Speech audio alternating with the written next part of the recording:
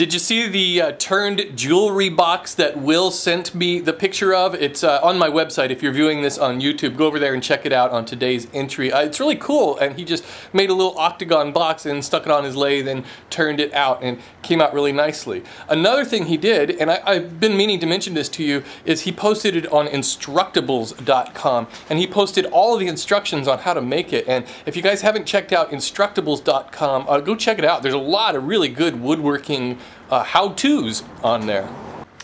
Haven't had a chance to clean up my shop after working last weekend. Here's my final little sliding lid box that I made, and yeah, it came out pretty cool, but you'll see the video of that on Friday.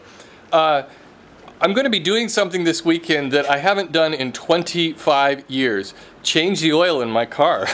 Now, lest you think I'm absolutely insane, the oil has been changed on my car, it's just I haven't done it. And there's actually just a little funny story I want to relate to you about oil changing. Now, I am not a car guy. I hate working on cars. I hate getting all greasy and black and icky, and every time I work on a car, I end up causing more problems. And so in general, I take it to a mechanic. I got a great mechanic who works on the cars, and it's fine.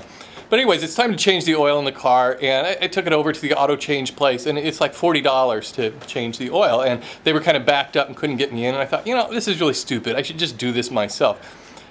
So I went over to the auto parts store and got the little pan I needed and the oil and everything there. But I'm digressing. Let me tell you this story about why I haven't been changing my oil. So it was about 25 years ago. I was living in Ohio. I spent about 2 years in Ohio going to photography school out there.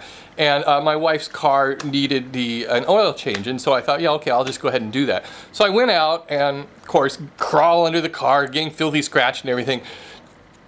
Get the nut on the oil pan, drops out, all the oil comes out of the car. I think that's going just fine. Okay, so I then get all my oil, my new oil, and I plug it back up.